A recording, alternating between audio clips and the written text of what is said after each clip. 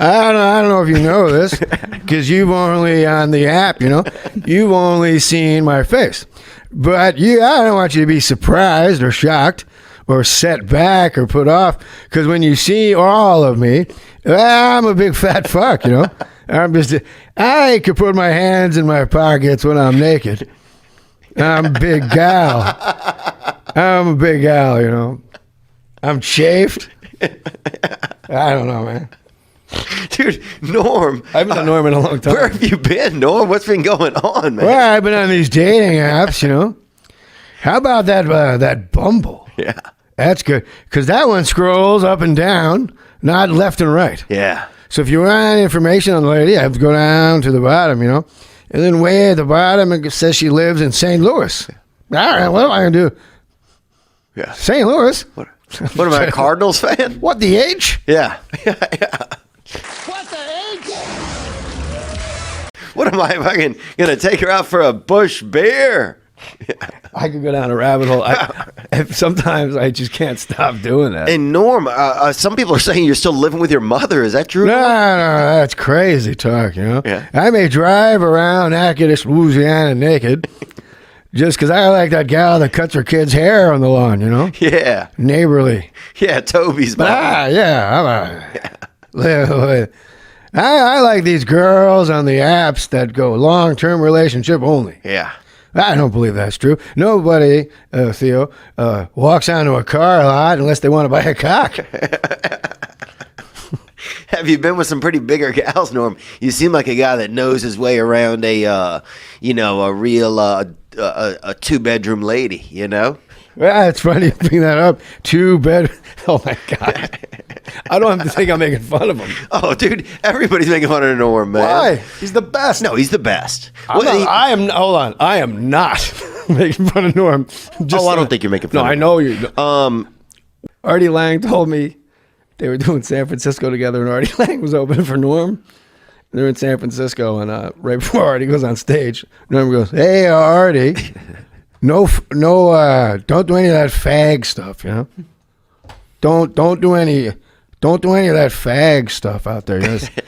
San Francisco, you can't go out there and do homosexual jokes, And he's like, well, I like to. He goes, yeah, no, you can't do any of that gay fag stuff. It's not going to fly here, You have to have respect for where you are. Yeah. So Artie goes out, this 20 minutes. Norm comes out, his first joke.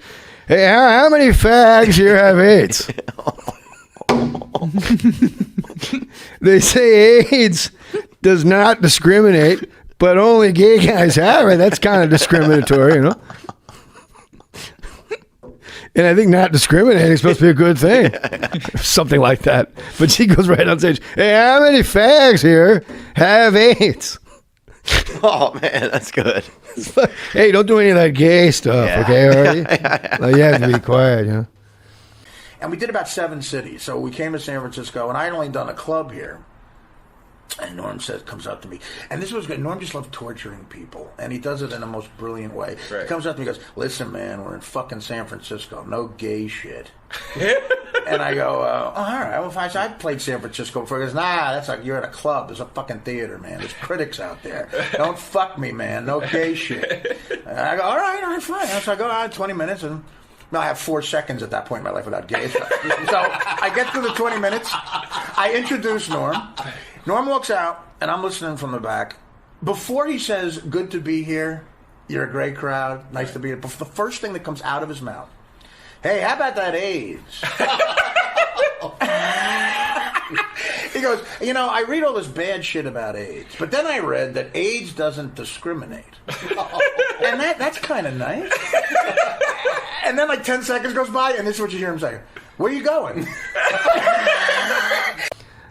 Oh, God. What a puppeteer, man. What a puppeteer. I love him. Yeah, I'd love to be in his head for a minute. And he reminds me of a Midwest and of he reminds me of so many characters that you just don't see anymore, Well, yeah. I mean, you never have seen a guy like that. Yeah. It's always been off the beaten path. Yes. Guys like Norm, guys like Colin Quinn, guys like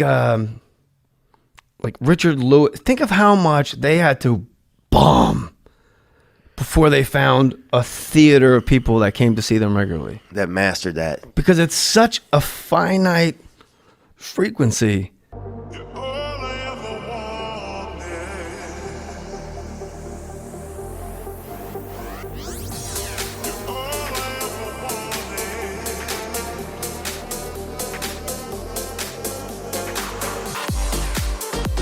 What is your favorite Norm Macdonald story?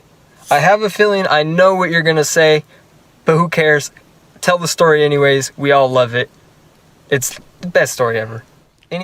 I don't know what story he's talking about that he thinks he knows. I'm going to tell him my favorite Norm Macdonald story. I don't know either. I was at Antioch, California, Pizza Man. How'd you like to be at home, Yeah. Yeah, a bunch of kids. Yeah. Big fat wife, big fat fuck, giving you an ear beating. Beautiful big guy. And I'll take care of everything. I'm going to order a pizza. Yeah. That'll make everybody happy. Yeah. And that guy is asking questions on the Theo Vaughn podcast. And his pie's 7 minutes late. Meanwhile, that fucking guy's wife digests him. You can't give up. I can go insane doing it. No, it's so good, though. Thank you. My favorite Norm Macdonald story is probably one you guys don't know. It's in my book. Is when he would. Okay. Greatest. I think I know what he's talking about. Wow. What was the kid's name? Antioch Pizza Man. Anthony? Ryan Louderback. Ryan Louderback. From the Antioch Louderbacks, not to be confused with the ones in Pahrump. I don't know what's going on here. We were writing a sketch. Well, I was watching other people write and rewrite a sketch. And there's like 30 writers, and the sketch was David Spade. Fred Wolf wrote it for David Spade. I'm pretty sure it was Fred Wolf. And it was a weight loss supplement, but it was just PCP and crack. Oh, yeah. And so you put it in a milkshake, and you smoke it, and you just go about your day. And then, when they show, a fat person becoming a skinny person, it says, 16 weeks. It was 6 hours. And David Spade's like, I'm going to help you lose weight. You just hear, ride the snake. You got to ride the snake. Don't let the snake ride you. And then they just have all these people shrinking into skeleton bodies, and because it's just crack. It's all drugs. Yeah, that's drug related. Crack. They say drug related. And they have Farley, a pre-filmed piece of Farley at a drive-thru window that they're going to cut to in the sketch. And Farley pulls up to a drive-thru window and he goes, "I'll have." He's one of the people that are just started. And he goes, I'll have, can I take your order? He goes, yes. I'll have 14 cheeseburgers, 14 hamburgers, 4 vanilla milkshakes, 6 strawberry milkshakes, 3 chocolate milkshakes, 6 apple pies. And it just goes on and on and on. And the rewrite, it was from 1 in the morning till 3 in the morning. I'm not kidding. It was 2 hours. Guys from Harvard, Brown, Yale, arguing over because the guy goes, will there be anything else? And what he says next for 2 hours, they're like, how about he repeats the exact same order again? Yeah. How about he says all that and goes, a Diet Coke? How about he says all that and goes, make that 9 apple pies? When I say 2 hours, Theo, I'm not kidding. From 1 a.m. to 3 a.m. And what we didn't know was Norm was sitting on a couch at the other end of the writer's room. And it's just going around, and it's chaos. I could totally imagine that, too. But it's people I'll have justifying their this jobs. Huge order. Anything else? And he goes, yeah. Because he was yeah. Anything else? Yes. And then what comes after he says yes? That's the whole crux of the argument. And Norm goes, we know he's in the room. He goes, hey, you guys, we're all jumping. Hey, you guys got Chris going, give me all that food, 14 of those things and 25 apple pies, And the guy in the box goes, hey, will that be all? Why doesn't Chris go, yes? It's the greatest rewrite in the history of comedy.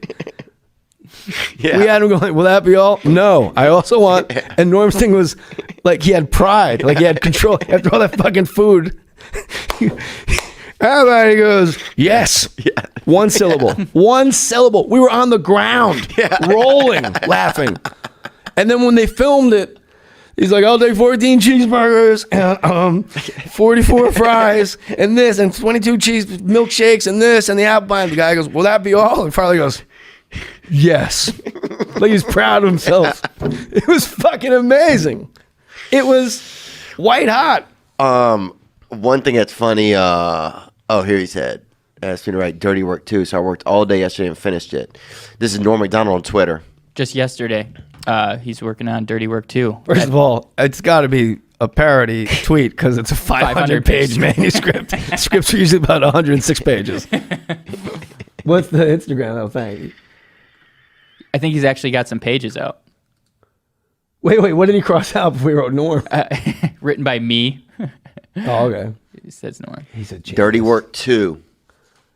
No, I'm done pranking now. I'm married to a beautiful scientist. Oh, Brad Pitt's in it too. She's rich and she has a beautiful face, and we have a cat named Kitty, and we love Kitty like a child because, well, Marge cannot have children because the chemicals in her lab have rendered her barren. All capitals, rendered her barren. Well, I gotta go home and read that. Do you think one of the reasons that, what did Norm do after SNL? Did he just tour? He had a sports show on Comedy Central briefly. People love him it was so brilliant. much. I'm one of those people. I'm powerless. He makes me laugh so hard. Yeah. Dude, he just made me laugh through you so hard. That yes was probably the most I've laughed in months, man. That's in my book, the Gasping for Airtime book. It was like, it was a one syllable. Yeah. That was, yes. Like we'd argue over what to name a high school. And it's like opening shot of Jefferson High. Too urban. Fucking high school high. Don't be too jokey. Yeah. Don't tip it. There's like all these things you don't even know what it means. It's like, just name it a high school. David Spade the other day David. Yeah, he's a funny guy, man. He was telling me a Norm Macdonald story where they all went on a plane to do a show somewhere together. And he just said one of the ways that Norm makes you laugh, he'll be like, well, what is this? And it's just like a door, you know, and he's like, or like a chair. He's like, well, David, what is this? You sit down. It's What the H? yeah. What is this little ledge here? He's like, it's a chair, Norm. It's a chair. He's like, well, what do you do with it? There's 3 of them right here, and it's just. What if I'm not sitting down? It just stays here. But he went on like this 5-minute monologue of Norm Macdonald asking him what a bathroom door was, and it was one of the funniest things I'd ever heard. And it was just, yeah, he just has, I don't know if it's his voice or what it is about Norm Macdonald that just makes, I mean, I don't know. It's just, there's nobody like him. It's the only thing making that sound. Right. It's a dog whistle. It's the only. You can only get Norm Macdonald with Norm Macdonald. It's the only sentient being that emits that transmission. Gang, yeah. Like That's we all got like all these influences going through us at different times and regional accents and dialects. He's just Norm. Yeah. Like, And now if a guy like Norm walked into a place to get work, it'd be like, oh, nah, man. Yeah. It's just so, they've missed a lot of norms, I feel like. I feel like there's been a lot of norms over the years. They might